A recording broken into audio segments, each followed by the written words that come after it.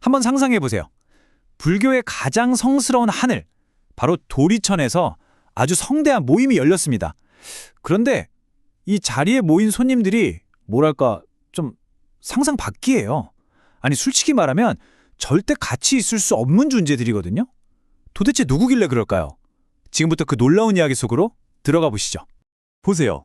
장소는 빛으로 가득 찬 신성한 하늘, 도리천입니다. 그런데 손님은요, 어둠의 지하세계를 다스리는 이름만 들어도 무시무시한 귀양들이 셀 수 없이 많이 모여 있습니다. 아니, 이게 어떻게 된 일일까요?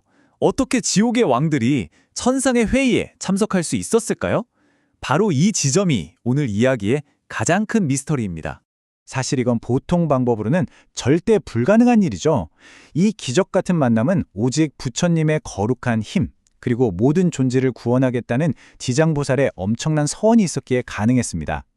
그러니까 이건 그냥 평범한 모임이 아니라 그야말로 우주적인 이벤트인 셈이죠. 그럼 지금부터 이 위압감 넘치는 손님들의 정체를 한번 자세히 들여다볼까요? 이들은 다름 아닌 우리 인간의 운명, 특히 그 중에서도 가장 어둡고 힘든 부분들을 직접 관장하는 존재들입니다. 여기에 이름들을 좀 보세요. 마치 우주라는 거대한 조직의 각 부서를 맡은 부장님들 같지 않나요?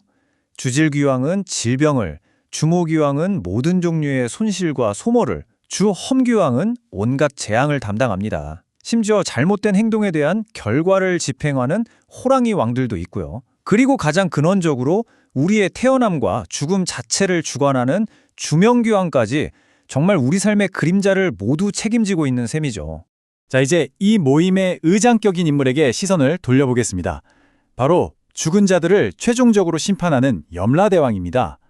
그런데 그의 입에서 이 이야기의 흐름을 완전히 바꿔놓을 아주 뜻밖의 질문이 터져나옵니다. 모두의 예상을 떼고 염라대왕은 무서운 심판관의 모습이 아니었어요.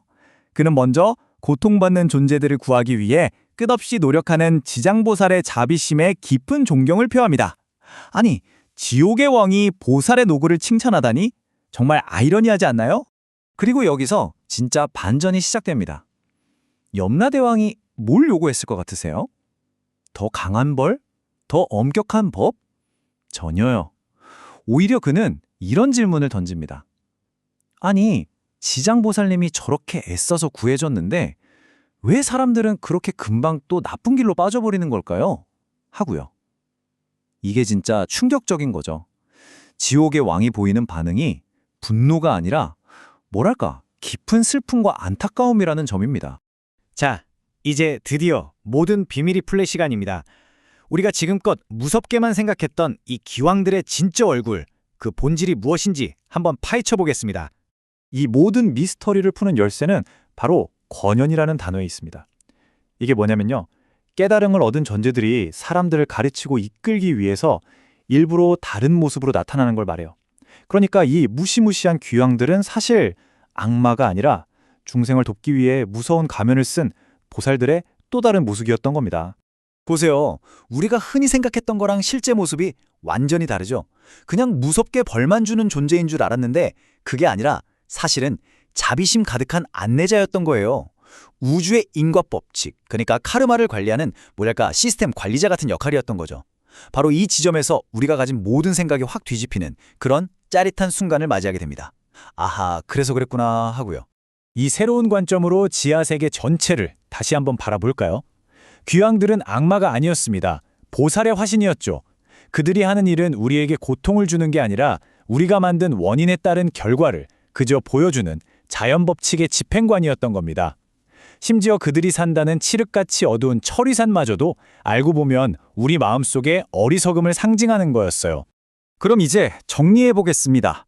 이 모든 사실을 깨닫고 나니 우리는 어떤 메시지를 얻을 수 있을까요?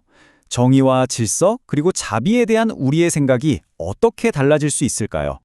핵심은 이겁니다. 이제 우리는 이 귀왕들을 두려워할 필요가 없어요.